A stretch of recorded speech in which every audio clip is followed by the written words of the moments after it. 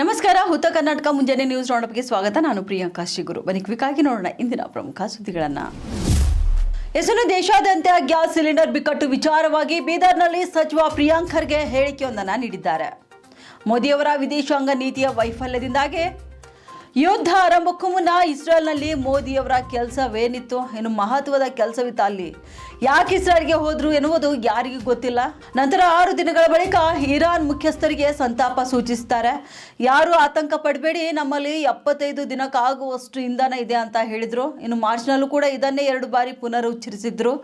ಏಕಾಏಕಿ ಡೊಮೆಸ್ಟಿಕ್ ಬೆಲೆ 60, ಇನ್ನು ವಾಣಿಜ್ಯ ಸಿಲಿಂಡರ್ ಬೆಲೆನ 115 ಮಾಡಿದ್ರೆ, ಇದಾದ್ಮೇಲೆ ಎಸ್ಮಾ ಜಾರಿಗೊಳಿಸಿದ್ರೆ ಬಿಕ್ಕಟ್ಟು ಇದ್ದಾಗಷ್ಟೇ ಎಸ್ಮಾ ಮಾಡಕ್ಕೆ ಬರುತ್ತೆ. ಇನ್ನು ಕೇಂದ್ರ ಸರ್ಕಾರಕ್ಕೆ ಏನಾಗುತ್ತೆ ಎನ್ನುವುದೇ ಗೊತ್ತಾಗ್ತಿಲ್ಲ ಅಂತ ಸಚಿವ ಪ್ರಿಯಾಂಕ್ ಖರ್ಗೆ ಹೇಳಿಕೆಯೊಂದನ್ನು ನೀಡಿದ್ದಾರೆ. ಬಿಕ್ಕಟ್ಟಿಲ್ಲ ಅಂದ್ರೆ ಯಾಕೆ ಹೋಟೆಲ್, ಹಾಸ್ಟೆಲ್, ಕಾರ್ಖಾನೆಗಳು ಬಂದ್ ಆಗ್ತಿವೆ? ಇದಕ್ಕೆಲ್ಲ ಯಾರು ಹೊಣೆಗಾರರು? ಇನ್ನು ಈ ಸಮಸ್ಯೆ ಕುರಿತು ಬೇರೆ ದೇಶದಲ್ಲಿ ಯಾಕೆ ಈ ಸಮಸ್ಯೆ ಇಲ್ಲ, ನಮ್ಮಲ್ಲಷ್ಟೇ ಯಾಕೆ ಈ ಸಮಸ್ಯೆ ಇದೆ? ಯುದ್ಧ ಏನು ಭಾರತದಲ್ಲಿ ನಡೀತಿದೆಯಾ? ಇಸ್ರಾಯೇಲ್, ಇರಾನ್, ಡೊನಾಲ್ಡ್ ಟ್ರಂಪ್ ಎಲ್ಲರೂ ಬೆಸ್ಟ್ ಫ್ರೆಂಡ್ ಅಂತಾರೆ. ಇದು ದೋಸ್ತರು ಮಾಡುವ ಕೆಲಸವೇ. ಇನ್ನು ಸಮಸ್ಯೆ ಇಲ್ಲಾಂದ್ರೆ ಎಸ್ಮಾ ಯಾಕೆ ಜಾರಿಗೊಳಿಸಿದ್ರೆ? ಇನ್ನು ಯುಪಿ ಸೇರಿ ದೆಹಲಿಯಲ್ಲಿ ಯಾಕೆ ಜನರು ಸಾಲ್ಗಟ್ಟಿ ನಿಂತಿದ್ದಾರೆ? ಹಾಗಾದ್ರೆ ನೀವೇ ಸಿಲಿಂಡರ್ ಬುಕ್ ಮಾಡಿ ನೋಡಿ. ಸಮಸ್ಯೆ ಇದೆ, ಕಣ್ಮುಚ್ಚಿ ಕುಳಿತರೆ ಪರಿಹಾರ ಸಿಗಲ್ಲ. ಇನ್ನು ಬೀದರ್ನಲ್ಲಿ ಹಾಗೂ ಬೆಂಗಳೂರಿನಲ್ಲಿ ಹೋಟೆಲ್ ಬಂದ್ ಮಾಡ್ತಿರುವುದು ಅವ್ರಿಗೇನ್ ಬಿಸ್ನೆಸ್ ಮಾಡೋಕೆ ಮನ್ಸಿಲ್ವಾ? ಕಾಂಗ್ರೆಸ್ನವರು ಹೇಳಿದ್ರು ಅಂತ ಹೋಟೆಲ್ ಬಂದ್ ಮಾಡ್ತಿದ್ದಾರ? ಇನ್ನು ಬೀದರ್ನಲ್ಲಿ ಹಾಗೂ ಬೆಂಗಳೂರು ಹೋಟೆಲ್ನಲ್ಲಿ ಬಂದ್ ಮಾಡ್ತಿರುವುದು ಅವ್ರಿಗೇನ್ ಬಿಸ್ನೆಸ್ ಮಾಡೋಕೆ ಮನ್ಸಿಲ್ವಾ? ಅಥವಾ ಕಾಂಗ್ರೆಸ್ನವರು ಹೇಳಿದ್ರಂತ ಹೋಟೆಲ್ ಬಂದ್ ಮಾಡ್ತಿದ್ದಾರ ಅಂತ ಬೀದರ್ನಲ್ಲಿ ಸಚಿವ ಪ್ರಿಯಾಂಕ್ ಖರ್ಗೆ ಹೇಳಿಕೆಯೊಂದನ್ನು ನೀಡಿದ್ದಾರೆ. ನೋಡಿ, ಈ ಕ್ರೈಸಿಸ್ ಏನಿದೆ ಇದು ಸಂಪೂರ್ಣವಾಗಿ ನಮ್ಮ ಮೋದಿಯವರ ವಿದೇಶಾಂಗದ ನೀತಿಯ ವೈಫಲ್ಯ. ಈ ಯುದ್ಧ ಪ್ರಾರಂಭ ಆಗೋದಕ್ಕಿಂತ 2 ದಿನ ಮುಂಚೆ ಮೋದಿಯವರಿಗೆ ಏನಪ್ಪ ಕೆಲಸ ಇತ್ತು ಇಸ್ರೇಲ್ನಲ್ಲಿ? ಅಂಥದ್ದು ಹೋಗಿ ಅಲ್ಲಿ ಪ್ರವಾಸ ಮಾಡೋದು, ಏನಾದರೂ ಅಷ್ಟು ಒತ್ತಾಯಪೂರ್ವಕವಾದಂಥ ಯಾವುದಾದ್ರೂ ಮಹತ್ವಪೂರ್ಣವಾದಂಥ ಕೆಲಸ ಇತ್ತಾ? ಇಲ್ಲ. ಯಾಕೆ ಹೋದ್ರು ಯಾರಿಗೂ ಗೊತ್ತಿಲ್ಲ. ಈಗ 6 ದಿನ ಆದಮೇಲೆ ಅವರು ಸಂತಾಪ ಹೇಳ್ತಾರೆ ಇರಾನ್ ಅವರ ಮುಖ್ಯಸ್ಥರ ಬಗ್ಗೆ. ಏನು ಕ್ರೈಸಿಸ್ಸೇ ಇಲ್ಲ ಅಂದ್ಬಿಟ್ಟು ಹರ್ದೀಪ್ ಸಿಂಗ್ ಪೂರಿ ಅವರು ಫೆಬ್ರವರಿ 9ನೇ ತಾರೀಕು ಪಾರ್ಲಿಮೆಂಟ್ನಲ್ಲಿ ಹರ್ದೀಪ್ ಸಿಂಗ್ ಪೂರಿ ಅವರು ಯಾರು ಆತಂಕ ಪಡೋದು ಬೇಡ, ನಮ್ಮ ಹತ್ರ 75 ದಿನ ಆಗಷ್ಟು ಇಂಧನ ಇದೆ ಅಂತ ಹೇಳಿದ್ರು. ಹೌದಾ ಇಲ್ಲ? ಅದಾದಮೇಲೆ ಮಾರ್ಚ್ನಲ್ಲಿ ಕೂಡ 2 ಸರಿ ಪುನರುಚ್ಚರಿಸಿದ್ರು. ಏಕಾಏಕಿ ನೀವು ಡೊಮೆಸ್ಟಿಕ್ ಸಿಲಿಂಡರ್ನ 60 ರೂಪಾಯಿ ಮಾಡಿದ್ರಿ, ಕಮರ್ಷಿಯಲ್ ಸಿಲಿಂಡರ್ನ 115 ರೂಪಾಯಿ ಮಾಡಿದ್ರಿ. ಅದಾದಮೇಲೆ ಎಸೆನ್ಷಿಯಲ್ ಸರ್ವಿಸ್ ಮೇಂಟೆನೆನ್ಸ್ ಆ್ಯಕ್ಟನ್ನು ಜಾರಿಗೆ ಮಾಡಿದ್ರಿ. ಈ ಎಸ್ಮಾ ಆ್ಯಕ್ಟ್ ಯಾವಾಗ ಜಾರಿ ಆಗ್ತದೆ? ಯಾವಾಗ ಕ್ರೈಸಿಸ್ ಇರುತ್ತೆ. So what does this goes to say? Government is clueless. ಏನಾಗ್ತಾ ಇದೆ ಅಂತಾನೆ ಅವ್ರಿಗೆ ಗೊತ್ತಿಲ್ಲ. ಇವತ್ತು ಯಾಕೆ ನಿಮ್ಮ ಹೋಟೆಲ್ಗಳು ಬಂದಾಗ್ಲತ್ತವ? ಯಾಕೆ ಹಾಸ್ಟೆಲ್ಗಳಲ್ಲಿ ಸರಿಯಾಗಿ ಅಡುಗೆ ಆಗ್ತಾ ಇಲ್ಲ? ಯಾಕೆ ಇವತ್ತು MSMEs ಬಂದಾಗ್ತಾ ಇದೆ? ಫ್ಯಾಕ್ಟ್ರಿಗಳು ಕೂಡ ನಿಂತೋಗಿದೆ. ಪುಣೆನಲ್ಲಿ ಟಾಟಾ ಅವರ ಏನು ಕಾರ್ ಮ್ಯಾನುಫ್ಯಾಕ್ಚರಿಂಗ್ ಯೂನಿಟ್ ಇದೆ, ಅದು 50% ಕೆಪಾಸಿಟಿಗೆ ಇಳಿಸಿದ್ದಾರೆ. ಇದಕ್ಕೆ ಯಾರ ಹೊಣೆಗಾರಿಕೆ ಇದು? ಇರೋದು ಬೇರೆ ದೇಶದಲ್ಲೆಲ್ಲ ಯಾಕೆ ಈ ತೊಂದರೆ ಇಲ್ಲ, ಬರೀ ನಮ್ಮ ದೇಶದಲ್ಲಿ ಯಾಕೆ ಆಗ್ತಾ ಇದೆ? ಏನು ಯುದ್ಧ ಇಲ್ಲಿ ನಡೀತಾ ಇದೆಯಾ? ಯುದ್ಧ ಅಂತೂ ಇಲ್ಲಿ ನಡೀತಾ ಇಲ್ಲ. ಇವತ್ತು ಹಾರ್ಮೋಸ್ ಸ್ಟ್ರೇಟ್ನಲ್ಲಿ ಆ ಸೇಫ್ ಪ್ಯಾಸೇಜು ಬೇರೆ ಎಲ್ಲ ಚೈನಾಗೆ ಸಿಕ್ಕಿದೆ, ರಷ್ಯಾಗೆ ಸಿಕ್ಕಿದೆ, ಅವರ ಒಂದು ಹಡಗುಗಳಿಗೆ. ನಮ್ಮ ಹಡಗುಗಳಿಗೆ ಇನ್ನೂ ಕ್ಲಾರಿಟಿನೇ ಬಂದಿಲ್ಲ. ಇನ್ನು ಗ್ಯಾಸ್ ಬುಕ್ಕಿಂಗ್ಗೆ ಸರ್ವ ಸಂಕಷ್ಟ ಎದುರಾಗಿ ಸಿಲಿಂಡರ್ ಕೊರತೆ ಆತಂಕದಿಂದ ಗ್ಯಾಸ್ ಬುಕ್ಕಿಂಗ್ ಮೊರೆ ಹೋಗಿದ್ದಾರೆ ಜನರು. ಗ್ಯಾಸ್ ಬುಕ್ಕಿಂಗ್ ಮಾಡುವ ಗ್ರಾಹಕರಿಗೆ ಶಾಕ್ ನೀಡಲಾಗಿದೆ. LPG ಗೃಹ ಬಳಕೆಯ ಸಿಲಿಂಡರ್ ಪಡೆಯಲು ಪರದಾಟ ನಡೆಸುತ್ತಿದ್ದು ಗ್ಯಾಸ್ ಬುಕ್ಕಿಂಗ್ನಲ್ಲಿ ತಾಂತ್ರಿಕ ಸಮಸ್ಯೆ ಎದುರಾಗ್ತದೆ. ಇನ್ನು ಸಿಲಿಂಡರ್ ಕೊರತೆ ಹಿನ್ನೆಲೆ ಹೆಚ್ಚಿನ ಗ್ರಾಹಕರು ಬುಕ್ಕಿಂಗ್ ಮಾಡ್ತಿರುವ ಹಿನ್ನೆಲೆ ತಲೆದೋರಿದ ಸರ್ವ ಸಮಸ್ಯೆ. ಯಾದಗಿರಿಯ ಇಂಡಿಯನ್ ಗ್ಯಾಸ್ ಸಿಲಿಂಡರ್ ಪಡೆಯಲು ಗ್ರಾಹಕರು ಪರದಾಡುವಂತಾಗಿದೆ. ಇನ್ನು ಕಳೆದ 3 ದಿನಗಳಿಂದ ಬುಕ್ಕಿಂಗ್ ಮಾಡ್ತಿದ್ರು ಕೂಡ ಬುಕ್ಕಿಂಗ್ ಆಗದ ಪರಿಣಾಮ ಸಂಕಷ್ಟಕ್ಕೆ ಜನರು ಸಿಲುಕಿದ್ದಾರೆ. ಸಿಲಿಂಡರ್ ಸಿಗದಿದ್ರೆ ಸೌದೆ ಒಲೆ ಮೇಲೆ ಅಡುಗೆ ಮಾಡಬೇಕಾಗುತ್ತೆ. ಇನ್ನು ಆದಷ್ಟು ಬೇಗ ಬುಕ್ಕಿಂಗ್ ಸಮಸ್ಯೆ ಬಗೆಹರಿಸಿ ಸಿಲಿಂಡರ್ ನೀಡುವಂತೆ ಗ್ರಾಹಕರು ಆಗ್ರಹಿಸಿದ್ದಾರೆ. ಇನ್ನು ಯುದ್ಧದಿಂದ ಜನರಿಗೆ ಸಮಸ್ಯೆ ಆದರೆ ಯುದ್ಧ ನಿಲ್ಬೇಕೆಂದು ಗ್ರಾಹಕರಾದ ಪ್ರಭುಲಿಂಗ ರಮೇಶ್ ಮನವಿ ಮಾಡಿಕೊಂಡಿದ್ದಾರೆ. 3 ದಿನದಿಂದ ನಿಂತೈತ್ರಿ. ಗ್ಯಾಸ್ ಸಿಲಿಂಡರ್ ಬುಕ್ ಮಾಡ್ತಾ ಇದ್ವಿ, ಬುಕ್ ಆಗ್ತಾಯಿಲ್ಲ. ಒಟ್ಟು ಸರ್ವರ್ ಡೌನ್ ಅದ ಅಂತ ಹೇಳ್ತಾ ಇದ್ದಾರೆ. ಸರ್ವರ್ ಡೌನ್ ಆದಂದ್ರೆ 3 ದಿನದಿಂದ ನಮ್ಮ ಪರಿಸ್ಥಿತಿ ಏನಿದೆ, ಗ್ಯಾಸ್ ಸಿಲಿಂಡರ್ ಖಾಲಿಯಾಗಿದೆ. ಈಗ ನಾವೇನಂತೀವಿ, ಅವ್ರು ಬುಕ್ ಆದರೆ OTP ತೊಗೊಂಬರ್ರಿ ಕೊಡ್ತೀವಿ, ಇಲ್ಲಾಂದ್ರೆ ಇಲ್ಲ ಅಂತ ಅವ್ರು ಹೇಳ್ತಾ ಇದ್ರಿ. ಯಾವ ಆ್ಯಪ್ಲಿಂದ ಬುಕ್ ಮಾಡಿದ್ರು ಬುಕ್ ಆಗ್ತಾಯಿಲ್ಲ. ಗೂಗಲ್ ಪೇ ಲಿಂಕ್ ನೋಡಿವಿ, ಇಂಡಿಯನ್ ಆ್ಯಪ್ ಲಿಂಕ್ ನೋಡಿವಿ, ಫೋನ್ಪೇ ಲಿಂಕ್ ನೋಡಿವಿ, ಕಸ್ಟಮರ್ ಕೇರ್ ನಂಬರ್ ನೋಡಿವಿ, ಯಾವುದಕ್ಕಾದ್ರೂ ಫೋನೇ ಹೋಗ್ತಾಯಿಲ್ರಿ, ಅದು ಬುಕ್ಕೂ ಆಗ್ತಾಯಿಲ್ಲ. ಅದಕ್ಕೆ ನಾವು ಇದು ಗ್ಯಾಸ್ ಸಿಲಿಂಡರ್ದು ಏನಾದರೂ ಒಂದು ಸಮಸ್ಯೆ ಬಗೆಹರಿಸ್ಕೊಡ್ಬೇಕಂತೇಳಿ ವಿನಂತಿ ಮಾಡ್ತೀವಿ. ಈಗ ಹೆಂಗೆ ಮಾಡತ್ರಿ ಗ್ಯಾಸ್ ಇಲ್ಲ ಮನ್ಯಾಗ? ಈಗ ಸೌದೆ ಒಲೆಯಿಂದ ಮಾಡ್ತಾ ಇದೀವಿ ರೀ ಸದ್ಯದ. ಈಗ ಅಟ್ಲೀಸ್ಟ್ ಮ್ಯಾನುವಲ್ ಮಾಡ್ಕೊಡ್ಬೇಕಂತಾರೆ. ಮ್ಯಾನುವಲ್ ಮಾಡಿಕೊಡ್ಲಿ, ನಮ್ಗೆ ಒಂದು 3 ತಿಂಗಳು ಬರಬೇಡ್ರಿ, ನೀವು ಇವತ್ತು ತೊಗೊಂಡು ಹೋದಂತ ನಮ್ಮ ಬುಕ್ನಾಗ ಎಂಟ್ರಿ ಮಾಡಿಕೊಡ್ಲಿ, ಪರವಾಗಿಲ್ಲ ಅಂತ ಹೇಳ್ತಾ ಇದ್ದೀವಿ. ಶ್ರೀಶೈಲಕ್ಕೆ ಹೊರಟಿದ್ದ ಸ್ವಿಫ್ಟ್ ಕಾರು ಪಲ್ಟಿಯಾಗಿ ಸ್ಥಳದಲ್ಲಿ ಇಬ್ಬರು ಸಾವನ್ನಪ್ಪಿ ಇಬ್ಬರು ಗಾಯಗೊಂಡ ಘಟನೆ ಶುಕ್ರವಾರ ವಿಜಯಪುರ ಬಸವನ ಬಾಗೇವಾಡಿಯ ಬಸವನಹಟ್ಟಿಯ ಕ್ರಾಸ್ ಹತ್ತಿರ ನಡೆದಿದೆ. ರಾಯಬಾಗದ ಚಂದವ್ವ ಟಕ್ಕೆನವರ್ 70 ವರ್ಷದವರೆಂದು ತಿಳಿದುಬಂದಿದೆ. ಇನ್ನು ಮೊಳವಾಡ ಗ್ರಾಮದ ರಾಮಪ್ಪ ಔರಾದಿ 65 ವರ್ಷದ ಮೃತಪಟ್ಟ ದುರ್ದೈವಿಗಳಾಗಿದ್ದಾರೆ. ಇನ್ನಿಬ್ಬರ ಗಾಯಗಳಾದ ಸೇವಂತಿ ಔರಾದಿ ಹಾಗೂ ಚಾಲಕ ಕೃಷ್ಣ ರಾಮಪ್ಪ ಔರಾದಿ ಆಸ್ಪತ್ರೆಗೆ ದಾಖಲಾಗಿದ್ದಾರೆ. ಚಾಲಕನ ನಿಷ್ಕಾಳಜಿತನ ಘಟನೆಗೆ ಕಾರಣ ಎಂದು ಪೊಲೀಸ್ ಮೂಲಗಳಿಂದ ತಿಳಿದು ಬಂದಿದೆ. ಬಸವನ ಬಾಗೇವಾಡಿ ಪೊಲೀಸ್ ಠಾಣೆಯಲ್ಲಿ ಈ ಪ್ರಕರಣ ದಾಖಲಾಗಿದೆ.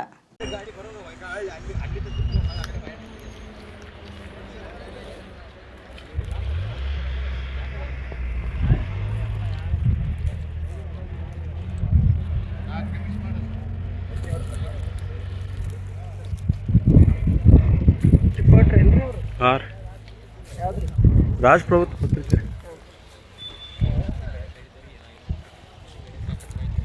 ಅಣ್ಣ ಸ್ವಲ್ಪ ಸರ್ ಈ ಕಡೆ ಬಾರ.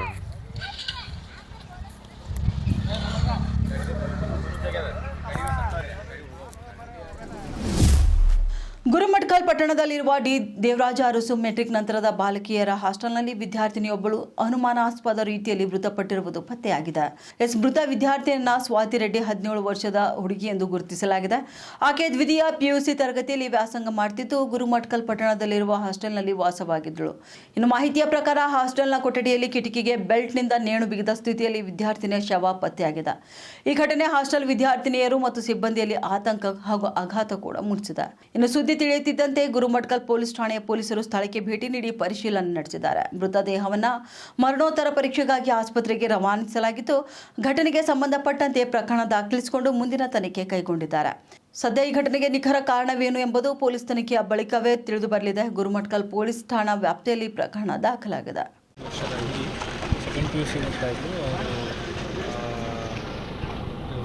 ಸೂಸೈಡ್ ಮಾಡ್ಕೊಂಡಿದ್ದಾರೆ, ಹಂಗೆ ಮಾಡಿಕೊಂಡು ಕಿಟಕಿಗೆ. ಈಗ ನಮಗೆ ಎಲ್ಲ ರೀತಿ ಅವರು ಕಂಪ್ಲೇಂಟ್ ತಗೊಂಡು ಎಲ್ಲ ರೀತಿ ತನಿಖೆ ಮಾಡ್ತೀವಿ. ಜಸ್ಟ್ 4 ಎಕ್ಸಾಮ್ ಆಗಿತ್ತು, ಇನ್ನು 2 ಎಕ್ಸಾಮ್ ಬಾಕಿ ಇತ್ತು. ಬೆಳಿಗ್ಗೆ ಅವ್ರ ತಮ್ಮಂಗೆ ಕಾಲ್ ಮಾಡಿ ಇದು ಕ್ಯಾಲ್ಕುಲೇಟರ್ ಬೇಕು ಅಂತ ಹೇಳಿ ಕೇಳಿದ್ದಾರೆ, ಲಾಸ್ಟ್ ಮಾತಾಡಿ. ಈಗ ಅದನ್ನು ನೋಡ್ತೀವಿ, ಅವರ ಫೋನು ಮತ್ತು ಯಾವ ಉದ್ದೇಶದಿಂದ ಮಾಡ್ಕೊಂಡಿದ್ದಾರೆ ಅಂತೇಳಿ ತನಿಖೆ ಮಾಡಿ ನಾವು ಅದನ್ನು ಮುಂದೆ ಕಾನೂನು. ಹುಮ್ನಾಬಾದ್ ಮತಕ್ಷೇತ್ರದ ಹಳ್ಳಿಕೇಡ್ ಬಿ ಪಟ್ಟಣದಲ್ಲಿ ಪದವಿ ಪೂರ್ವ ಕಾಲೇಜು ಮಂಜೂರು ಮಾಡಿಸಬೇಕೆಂದು ವಿದ್ಯಾರ್ಥಿಗಳು ಮತ್ತು ಸಾರ್ವಜನಿಕರು ಶಾಸಕ ಡಾಕ್ಟರ್ ಸಿದ್ದು ಪಾಟೀಲ್ ಅವರಿಗೆ ಮನವಿ ಮಾಡಿದರು. ಸಾರ್ವಜನಿಕರ ಬೇಡಿಕೆಯ ಮೇರೆಗೆ ಶಾಸಕರು ಕಳೆದ 2024 ಹಾಗೂ 25ನೇ ಸಾಲಿನ ಬಜೆಟ್ ಅಧಿವೇಶನದಲ್ಲಿ ಕ್ಷೇತ್ರದ ಹಳ್ಳಿಕೇಡ್ ಬಿ ಪಟ್ಟಣದಲ್ಲಿ ಪದವಿ ಪೂರ್ವ ಕಾಲೇಜು ಮಂಜೂರಾತಿ ಮಾಡಬೇಕೆಂದು ಕಾಲೇಜು ಶಿಕ್ಷಣ ಸಚಿವರಿಗೆ ಶಾಸಕ ಡಾಕ್ಟರ್ ಸಿದ್ದು ಪಾಟೀಲ್ ಅವರು ಮನವಿಯನ್ನು ಸಲ್ಲಿಸಿದರು. ಅದನ್ನು ರಾಜ್ಯ ಸರ್ಕಾರ ಕೂಲಂಕುಷವಾಗಿ ಪರಿಶೀಲನೆ ನಡೆಸಿ ಕ್ಷೇತ್ರದ ಮಕ್ಕಳ ಉನ್ನತಿಗಾಗಿ ಇಂದು 2025 ಹಾಗೂ 26ನೇ ಸಾಲಿನ ಶಾಲಾ ಶಿಕ್ಷಣ ಮತ್ತು ಸಾಕ್ಷರತಾ ಇಲಾಖೆಯ ವತಿಯಿಂದ ಕ್ಷೇತ್ರಕ್ಕೆ ಪದವಿ ಪೂರ್ವ ಕಾಲೇಜು ಮಂಜೂರಾತಿ ಆದೇಶ ಮಾಡಿದೆ.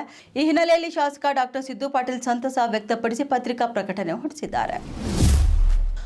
ಆಪರೇಷನ್ ಕಮಲ ವಿಚಾರವಾಗಿ ಬೀದರ್ನಲ್ಲಿ ಸಚಿವ ಪ್ರಿಯಾಂಕ್ ಖರ್ಗೆ ಹೇಳಿಕೆಯೊಂದನ್ನು ನೀಡಿದ್ದಾರೆ. ಆಪರೇಷನ್ ಕಮಲ ಪ್ರಾರಂಭವಾಗಿದೆ ಕರ್ನಾಟಕದಲ್ಲಿ. ಆಪರೇಷನ್ ಕಮಲದಲ್ಲಿ ಮೋದಿ ಶಾ ಅವರು PhD ಮಾಡಿದ್ದಾರೆ. ಗುಜರಾತ್, ಆಸಾಂ, ಗೋವಾ, ಮಹಾರಾಷ್ಟ್ರ, ಕರ್ನಾಟಕ ಎಲ್ಲ ಕಡೆಗೂ ಕೂಡ ಆಪರೇಷನ್ ಕಮಲ ಹೀಗಾಯಿತು. ಇನ್ನು DK ಶಿವಕುಮಾರ್ ಅವರನ್ನ ಜೈಲಿಗೆ ಯಾವಾಗ ಹಾಕಿದ್ದಾಯ್ತು, IT, ED ಎಲ್ಲವೂ ಕೂಡ ಆಯಿತು. ಇನ್ನೇನು ಮಾಡ್ತಾರೆ? IT, ED ಎಲ್ಲವೂ ಕೇಂದ್ರ ಸರ್ಕಾರದ ಟೂಲ್ಸ್ಗಳಾಗಿವೆ. BJP ಅವರು ಕಾಂಗ್ರೆಸ್ನವರಿಗೆ ತೊಂದರೆ ಅಂತೂ ಕೊಡುವವರೇ ಆಗಿದ್ದಾರೆ. ಯಾವಾಗ ಏನಾಗಬೇಕು ಅದು ಆಗುತ್ತೆ, ಇನ್ನು ಅದನ್ನು ಹೈಕಮಾಂಡ್ ತೀರ್ಮಾನ ಮಾಡುತ್ತೆ. CM ಬದಲಾವಣೆ ಬಗ್ಗೆ ಬೀದರ್ನಿಂದ ಚಾಮರಾಜನಗರದವರೆಗೆ ಕ್ಯಾಮ್ರಾ ಮುಂದೆ ಯಾರೇ ಮಾತನಾಡುವುದು ಅಪ್ರಸ್ತುತ ಎಂದು ಸಚಿವ ಪ್ರಿಯಾಂಕ್ ಖರ್ಗೆ ಹೇಳಿಕೆಯೊಂದನ್ನು ನೀಡಿದ್ದಾರೆ. ಆಪರೇಷನ್ ಕಮಲ ಪ್ರಾರಂಭ ಆಗಿದ್ದೆ ಎಲ್ಲಿ? ನಮ್ಮ ರಾಜ್ಯದಲ್ಲಿ. ಇಲ್ಲಿ ಅವರು ಪ್ರಾರಂಭ ಮಾಡಿದ್ದು ಇವತ್ತು ಮೋದಿ ಅವರು, ಶಾ ಅವರು ಇದರಲ್ಲಿ PhD ಮಾಡಿದ್ದಾರೆ. ನೀವು ಗುಜರಾತ್ ತಗೋಬಹುದು, ಅಸ್ಸಾಂ ತಗೋಬಹುದು, ಗೋವಾ ತಗೋಬಹುದು, ಮಹಾರಾಷ್ಟ್ರ ತಗೋಬಹುದು, ನಮ್ಮ ಕರ್ನಾಟಕದ ಹಿಂದಿನ ಸರ್ಕಾರ ತಗೊಳ್ರಿ. ಮಿಕ್ಕಿದ ಚುನಾವಣೆ ಮಿಕ್ಕಿದ ಎಕ್ಸಾಂಪಲ್ಗಳೇ ಬೇಡ, ಇಲ್ಲೇ ತಗೊಳ್ಳಿ. ಹೇಗಾಯ್ತು ಅದು? ಇವತ್ತು ಹೋಗಿ ಎಲ್ಲ JDS ಅವ್ರ ಬಗ್ಲ ಕುಂತಾರಲ್ಲ, ಅವರೇ ತಾನೇ ಕಿತ್ತಿದ್ದು ಬಿಜೆಪಿದವರು. ತಾವೊಂದು ಆರೋಪ ಮಾಡಿದ್ರಿ ಕುಮಾರಸ್ವಾಮಿಯನ್ನ ಮೋದಿ ಮತ್ತು ಶಾ ಮುಖ್ಯಮಂತ್ರಿ ನಾನ್ ಆರೋಪ ಮಾಡಿಲ್ಲ ಸರ್, ದಯವಿಟ್ಟು ನೀವು ಬರಲ್ಲ ಅಂತ ಅರ್ಥ ಸರ್. ನೋಡಿ, ಒಂದ್ ನಿಮಿಷ, ನಾನ್ ಆರೋಪ ಮಾಡಿಲ್ಲ. ಮೊದಲನೇದಾಗಿ ದೇವೇಗೌಡರು ಹೇಳಿದದು ಏನಂತ ಹೇಳಿದ್ರು, ಮುಂದೆ JDS ಅಧಿಕಾರಕ್ಕೆ ಬರುತ್ತೆ, ಕುಮಾರಸ್ವಾಮಿ ಅವರು ಮುಖ್ಯಮಂತ್ರಿ ಆಗ್ತಾರೆ ಅಂತ. ಅವಾಗ ನೀವು ಅಂದ್ರೆ ನಮ್ಮ ಮಾಧ್ಯಮ ಸ್ನೇಹಿತರು, ನಿಮಗೆ ಸ್ವಂತ ಬಲದ ಮೇಲೆ ಬರಕ್ ಆಗೋದಿಲ್ಲ ಅಂದ್ರೆ BJP ಅವರು, ಅಮಿತ್ ಶಾ ಅವರು, ಮೋದಿ ಅವರು ಮಾಡ್ತಾರಂತ ಅವ್ರು ಹೇಳಿರೋದು. ಅವಾಗ ಎಲ್ಲಾ BJP ಅವರ ಬಾಯಿಗೆ ಬೀಗ ಬಿದ್ದಿತ್ತು. ಆಯ್ತಾ? ಯಾರು ಕೂಡ ಇಲ್ಲ ನಾವು ಅಧಿಕಾರಕ್ಕೆ ಬರ್ತೀವಿ ಅಂತ ಇಬ್ರು ಪಕ್ಷಕ್ಕೂ ಗ್ಯಾರಂಟಿ ಇಲ್ಲ. ಸ್ವಂತ ಬಲದ ಮೇಲೆ ಬರಕ್ ಆಗೋದಿಲ್ಲ, ಬರೋದು ಕಾಂಗ್ರೆಸ್ ಪಕ್ಷನೇ ಅಂತ ನಾನು ಹೇಳಿರೋದು. ನಿನ್ನೆ ಸದನದಲ್ಲೂ ಅದೇ ಹೇಳಿದೀನಿ, ಮೊನ್ನೆ ಕೌನ್ಸಿಲ್ ಅಲ್ಲೂ ಅದೇ ಹೇಳಿರೋದು. DK ಶಿವಕುಮಾರ್ ಮತ್ತೆ ಸಂಕಷ್ಟ ಬರುತ್ತೆ ಅಂತ, ಯಾಕಂದ್ರೆ ಲಾಸ್ಟ್ ಟೈಮ್ ಏನ್ ಸಂಕಷ್ಟ?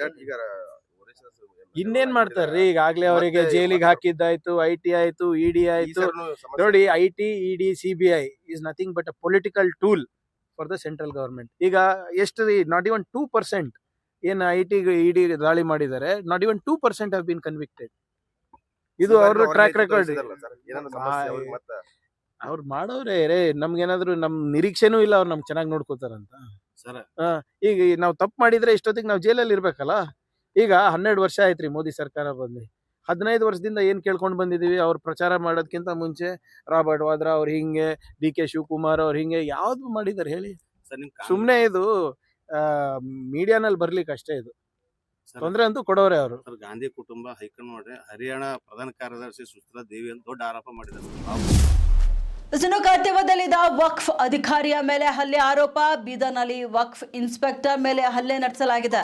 ವಕ್ಫ್ ಅಧಿಕಾರಿ ಶಾಜಾನ್ ಅಹಮದ್ ಮೇಲೆ ಈದ್ಗಾ ಕಚೇರಿಯಲ್ಲಿ ಹಲ್ಲೆ ಮಾಡಿದ ಆರೋಪವಾಗಿ ಈದ್ಗಾ ಕಮಿಟಿಯ ಕೆಲ ಸದಸ್ಯರಿಂದ ಅವಾಚ್ಯ ಶಬ್ದಗಳಿಂದ ನಿಂದನೆ ಹಾಗೂ ಹಲ್ಲೆ ಆರೋಪ ಕೇಳಿಬರ್ತಿದೆ. ಅಮ್ಲಪುರ್ ಸಮಾಧಿ ಸ್ಥಳ ಪರಿಶೀಲನೆ ವಿಚಾರವಾಗಿ ಹಲ್ಲೆ ನಡೆದಿದೆ ಎಂಬ ಮಾಹಿತಿ ಸದ್ಯ ಲಭ್ಯವಾಗಿದೆ. ಸರ್ಫರಾಜ್ ಹಾಶ್ಮಿ, ಮಿರ್ಜಾ ಸಫಿ, ನಿಯಾಜ್ ಅಹಮದ್ ಓರ್ವ ಅಪರಿಚಿತ ವ್ಯಕ್ತಿಯಿಂದ ಹಲ್ಲೆ ಆರೋಪ ಕೇಳಿಬಂದಿದೆ. ಹಲ್ಲೆಯಿಂದ ಶಾಜಾನ್ ಅಹಮದ್ ಅವರಿಗೆ ಮೂಗು, ಭುಜ, ಎದೆ ಭಾಗದಲ್ಲಿ ಗಾಯಗಳಾಗಿವೆ. ಇನ್ನು ಘಟನೆಯ ದೃಶ್ಯಾವಳಿಗಳು CCTVಯಲ್ಲಿ ಸೆರೆಯಾಗಿದೆ. ಉತ್ತರ ಕರ್ನಾಟಕ ಸುದ್ದಿ ವಾಹಿನಿಗೆ ಇದೀಗ ಲಭ್ಯವಾಗಿವೆ. ಈ ಬಗ್ಗೆ ಬೀದರ್ ನ್ಯೂ ಟೌನ್ ಪೊಲೀಸ್ ಠಾಣೆಯಲ್ಲಿ ಪ್ರಕರಣ ದಾಖಲಾಗಿದ್ದು, ಪ್ರಕರಣ ದಾಖಲಿಸಿಕೊಂಡಂತ ಪೊಲೀಸರು ತನಿಖೆ ಮುಂದುವರೆಸಿದ್ದಾರೆ. ಬೀದರ್ ಜಿಲ್ಲೆಯಲ್ಲಿ ಮಾದಕ ದ್ರವ್ಯಗಳ ವಿರುದ್ಧ ಪೊಲೀಸ್ ಇಲಾಖೆ ಮತ್ತೊಂದು ದೊಡ್ಡ ಕಾರ್ಯಾಚರಣೆ ನಡೆಸಿದೆ. ಬೀದರ್ ನಗರದ ಗಾಂಧಿಗಂಜ್ ಪೊಲೀಸ್ ಠಾಣೆ ವ್ಯಾಪ್ತಿಯಲ್ಲಿ ಅಕ್ರಮವಾಗಿ ನಾರ್ಕೋಟಿಕ್ ಅಂಶ ಹೊಂದಿರುವ ಸಿರಪ್ ಬಾಟಲಿಗಳನ್ನು ಮಾರಾಟ ಮಾಡುತ್ತಿದ್ದಂತೆ ಇಬ್ಬರು ಆರೋಪಿತರನ್ನ ಪೊಲೀಸರು ಬಂಧಿಸಿದ್ದಾರೆ.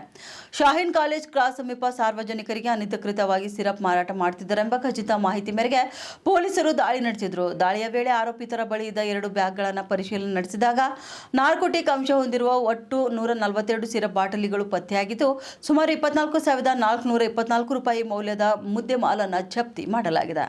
ಬಂಧಿತ ಆರೋಪಿತರು ಈ ಸಿರಪ್ಗಳನ್ನು ಹೈದರಾಬಾದ್ನಿಂದ ತರಿಸಿ ಹೆಚ್ಚಿನ ಬೆಲೆಗೆ ಮಾರಾಟ ಮಾಡುತ್ತಿದ್ದರೆಂಬುದು ಪ್ರಾಥಮಿಕ ವಿಚಾರಣೆಯಲ್ಲಿ ಬಹಿರಂಗವಾಗಿದೆ. ಪ್ರಕರಣ ಸಂಬಂಧಪಟ್ಟಂತೆ ಗಾಂಧಿಗಂಜ್ ಪೊಲೀಸ್ ಠಾಣೆಯಲ್ಲಿ NDPS ಕಾಯ್ದೆಯಡಿ ಪ್ರಕರಣ ದಾಖಲು ಮಾಡಲಾಗಿದ್ದು, ಇಬ್ಬರು ಆರೋಪಿತರನ್ನ ನ್ಯಾಯಾಂಗ ಬಂಧನಕ್ಕೆ ಕಳಿಸಲಾಗಿದೆ. ಇನ್ನು ಈ ಕಾರ್ಯಾಚರಣೆಯನ್ನು ಯಶಸ್ವಿಯಾಗಿ ನಡೆಸಿದ ಪೊಲೀಸ್ ಅಧಿಕಾರಿಗಳು ಹಾಗೂ ಸಿಬ್ಬಂದಿಯನ್ನ ಜಿಲ್ಲಾ ಪೊಲೀಸ್ ಅಧೀಕ್ಷಕರಾದ ಪ್ರದೀಪ್ ಗುಂಟೆ ಅವರು ಶ್ಲಾಘಿಸಿದ್ದಾರೆ. ಇನ್ನು ಬೀದರ್ ಜಿಲ್ಲೆಯನ್ನು ಮಾದಕ ದ್ರವ್ಯ ಮುಕ್ತ ಜಿಲ್ಲೆಯನ್ನಾಗಿಸಲು ಪೊಲೀಸ್ ಇಲಾಖೆ ಕಠಿಣ ಕ್ರಮಗಳನ್ನು ಮುಂದುವರಿಸಲಿದೆ ಎಂದು ಅವರು ತಿಳಿಸಿದ್ದಾರೆ.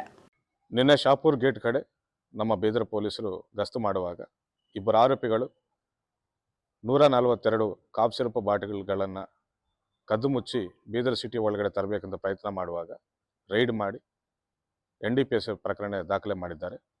ಹೈದರಾಬಾದಿಂದ ಈ ರೀತಿ ವಿತೌಟ್ ಎನಿ ಲೈಸೆನ್ಸ್ ಇಷ್ಟು ಕಾಫ್ ಸಿರಪ್ ಬಾಟಲ್ಗಳನ್ನು ತಂದು ಇಲ್ಲಿ ಸಿಟಿಗೆ ಸಪ್ಲೈ ಮಾಡಬೇಕಂತ ಪ್ರಯತ್ನ ಮಾಡ್ತಿರುವ ಇಬ್ಬರು ಆರೋಪಿಗಳನ್ನು ನಾವು ಹಿಡಿದು ನ್ಯಾಯಾಂಗ ಬಂಧನಕ್ಕೆ ಒಪ್ಪಿಸಿದ್ದೇವೆ. ಈಗಾಗಲೇ ನಾವು ಹಲವಾರು ಬಾರಿ ಎಚ್ಚರಿಕೆ ನೀಡಿದ್ದೇವೆ. ಡ್ರಗ್ಸ್ ಸೇವನೆ ಮಾಡುವುದು ಹಾಗೂ ಈ ರೀತಿ ಸಾಗಣೆ ಮಾಡುವುದು ಅಪರಾಧ. ಅಂಥವ್ರ ಮೇಲೆ ನಾವು ತೀವ್ರ ನಿಗಾ ಇಟ್ಟಿದ್ದೇವೆ ಅಂತ ಎಚ್ಚರಿಕೆ ನೀಡಿದ್ದೇವೆ. ಹೇಳಿದಂಗೆ ನಾವು ಅವರನ್ನು ಹಿಡಿತಾ ಇದ್ದೇವೆ. ಮತ್ತೊಂದು ಸರಿ ನಾವು ಎಚ್ಚರಿಕೆ ನೀಡ್ತಾ ಇದ್ದೇವೆ ಬೀದರ್ ಪೊಲೀಸ್ ವತಿಯಿಂದ.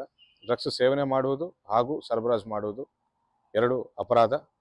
ಅವರನ್ನು ನ್ಯಾಯಾಂಗ ಬಂಧನಕ್ಕೆ ಒಪ್ಪಿಸಿ ಅವರ ಮೇಲೆ ತೀವ್ರ ಕಠಿಣ ಕ್ರಮ ಜರುಗಿಸಲಾಗುವುದಂತ ನಾನು ಎಚ್ಚರಿಕೆ ನೀಡ್ತಾ ಇದ್ದೆ.